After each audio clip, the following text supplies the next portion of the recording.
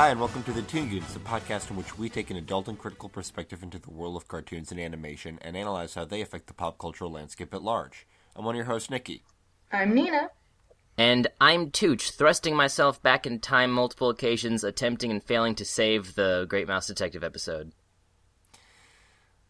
Well, there we are. Yeah, we had audio problems. Our Great Mouse Detective episode, which was not announced in our previous released episode. It's been a weird month for us. Yeah, we've been all over the place. This week, we are talking about a favorite show of ours. I think a new favorite show of Tooch. Yeah, I dug it. Is that safe to say? Yeah, I super dug it. Puella Magi Madoka Magica, which we're just going to call Madoka because, Jesus Christ. I call it We're also going to talk about the third movie, but we're going to save that for the end because it... Fuck. We're going to do a quick rundown of the news that got eaten in our lost episode. We're not going to go into detail with these stories for the sake of time, but if you do want to look them up, here's some stuff. Frederator picked up 2 new Korean cartoons, both targeted at a much younger audience than most of their current oeuvre. They look pretty cute, so it's worth checking out. Boom Studios is going to issue a one-off Greg Universe special anthology comic book that looks like it's a great idea. It's the best, everybody's favorite character. Well, everybody is everybody's favorite character in that show. Yeah. Basically. The Mystery of Gravity Falls YouTube page is doing a thing with Puppet McGucket called Old Man McGucket's Conspiracy Corner, which is very briefly breaking down a lot of the recurring symbols and stuff from the series to kind of tide you over from how long this hiatus has been, and kind of catch you up to speed on like all the seemingly most legitimate theories that people have been having up. So you don't have to go through all these fucking forums full of crazy people. You can just get like the real ones. Now you only have to watch one crazy person who is a puppet, so it's way more entertaining. Totes. Yep. And Nickelodeon is doing a script writing contest. The contest is still going on. You can find it at signup.viacom.com/nickscriptfirst/pitch.aspx. Google it. Basically what they want is at up to 3 short 3 to 5 page spec scripts, just really basic, short, little ideas that if they like it, they'll work with you to develop them into larger pilot concepts. I'm super doing it. Yeah, it looks like a great opportunity. Yeah. So let's go into this week. Nina, you want to lead us? Yes, so first bit of news was given to us by Plarcy, a fan of ours. Thank you. It is about the new Adventure Time game that's coming out. It's going to be in 3D, announced for Xbox One, PS4, and Wii U. It's called Adventure Time Finn and Jake Investigations. It's going to be developed by Little Orbit's development studio, Vicious Cycle. I don't know what that is, but apparently they worked on Ben 10 Omniverse. And it's going to be launching in November for home consoles and also PC. So it's an adventure game in point-and-click style, but it's going to be on console, so they'll revamp the controls, but point-and-click adventure game, essentially. Yeah, it promises action, a variety of locations to explore, and mind-bending puzzles. It should all come together to make you feel as if you've stepped into your own personal episode of Adventure Time, according to Little Orbit. I hope those things are true. Basically anytime like a game studio says anything about their own game, I just hear white noise and jargon. So we'll see. Yeah, I mean, the idea of an Adventure Time adventure game is a pretty good idea. It's in the name, but it's weird. It's disarming to see a game like this not being made by Telltale, because I thought they muscled everybody out of this market. Yeah, like they just because Telltale just made a deal with Marvel, so I think they're too big for cartoons now. Oh no! Yeah, it looks like it'll be fun. Walk around, talk to peeps, solve puzzles. I love these point-and-click adventure games, even if they are a lot of mostly contrived and the puzzles are weird and most of the time don't make sense. I think they're fun. At this point, it's just become a charm of the genre. Yeah. Yeah. An advantage of the adventure game is that the strength of that game, of that kind of game's success, is in the writing. Yeah. So if they can get, good people to write it, it's going to be a solid game no matter what. Like, I mean, honestly, like, look at anything you've played through from Telltale, which to me, I'm sorry, exclusively includes Strong Bad's Cool Game for Attractive People. I've bought Walking Dead. I'm going to get around to it. Sitting in my Steam library. The gameplay's not what you're there for. It's to hear this writing. Totally. And, if they can pull that off, you got yourself a good adventure game, essentially. And I assume this format's going to make it kind of easier to pull off QA-wise and everything than Explore the Dungeon and Nameless King were. Yeah. Pretty chunky. Yeah. Yeah, we'll keep an eye on that. All right. And next is in more Adventure Time news. Penward and everyone who's worked on Adventure Time, the show has been selected for a prestigious Peabody Award, for the 74th Annual Peabody Award. I mean, I don't know that much about the Peabody Awards, but I know it's like... They're not the I guess Academy. more, So... They're not the Academy. They're more kind of a big deal. Adventure Time, this is what they had to say about it. An animated amalgam of sci-fi, fantasy, horror, and fairy tale that chronicles the escapades of an odd-looking human boy named Finn and his best friend, a shape-shifting dog named Jake, in the surreal land of Ooo. Purely and wonderfully imaginative in the manner of classical theatrical cartoons past, it entertains even as it subtly teaches lessons about growing up, accepting responsibility, and becoming who you're meant to be. They get it.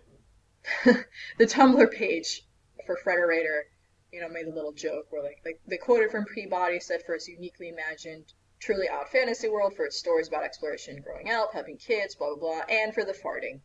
Because, there's also fart jokes in Adventure Time. Yeah. So. You get everything. Mm-hmm. The award will be presented on Sunday, May 31st, in New York City. So, congrats! Hooray for Adventure Time! It continues to just constantly succeed. What's the award for specifically, like Best Peabody Award winner? No, it's just the Peabody Award. Every year they give Peabody Awards to stories that matter. That's a little tagline. Okay, so it's not like, best art direction, best, adaptive No, screenplay. it's for the entire thing. So, right. So it's like they only give it to one... There's one award. It's a 45-minute Well, they give it to all award kinds show. of stuff. Like, they'll give it to a lot of, they're giving one to Serial, the podcast. They're giving... Oh. Okay, yeah, they give out about, 25 to 35 people every year. To a bunch of different kinds of things. Like, documentaries, news coverage. Like, they're giving one to the NCC's coverage of the kidnapped Nigerian schoolgirls. They're giving one to Cosmos. Doc McStuffins is getting one. That's another cartoon. Huh. BBC World Service on the Ebola crisis. Like, all kinds of... Fargo. Wow, so, anybody can get a Peabody, basically. Yeah, if you tell a good story, whether it's a fictional story or not, and it's up to their snuff, you can get an award. We gotta find a way to get a Peabody for the podcast. We've told anecdotes. Those are stories. Last Week Tonight got one.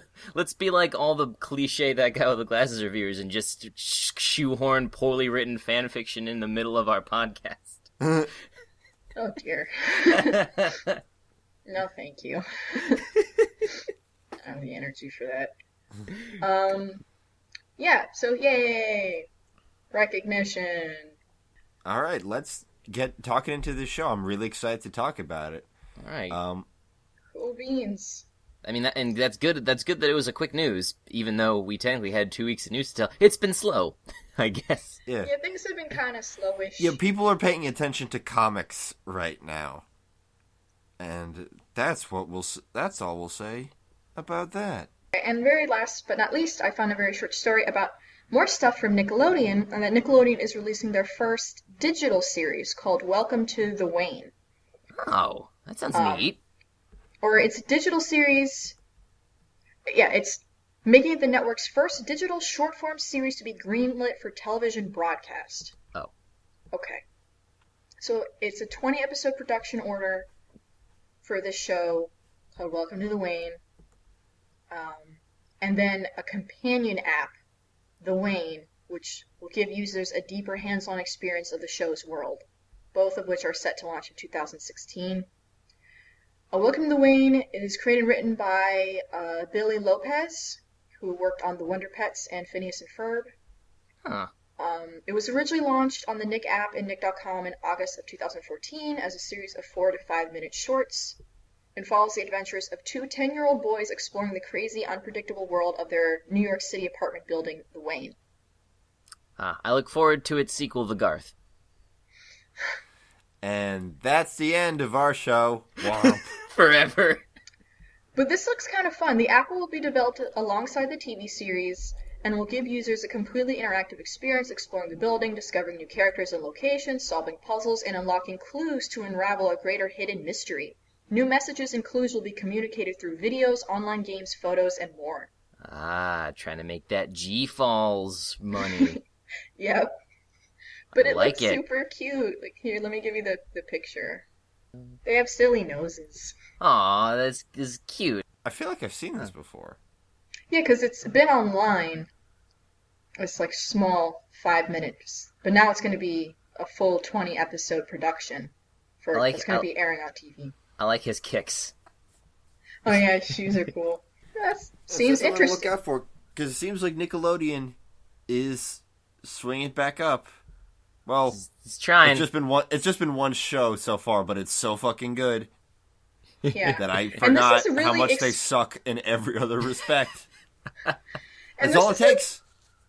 And this is really experimental, like the idea that they're building it up with this like mystery solving like app thing. So like you watch the show, multimedia, and it's like I bet that I would have been all over this shit as a kid. I would have like pooped my pants and like fucking been glued to this whatever screen I had to be. I love that kind of stuff. Like, honestly, more than Gravity Falls, it reminds me of the Gorillas with like their interactive house you could go into and explore with like a whole bunch of like little puzzle shit and items to find inside their crazy Gorillas mansion. That was always super fun. Cool. And like I remember like sometimes Nickelodeon would do like these little events like during commercial breaks where they would like sort of construct a mystery around a specific show. Like, I remember there was one for, like, Hey Arnold, and it was, like, for, like, a whole week during, like, Hey Arnold marathons, like, you would wait to see, like, new clues about what was going on with this thing they made, and I really super dug that stuff as a kid. So, I think this will be really fun, and I hope it takes off. Yeah, I hope it works out for him, because this is a cool idea. Very cool. Alright, and that, I believe, is it. Not too much going on. Great. All right. Yeah.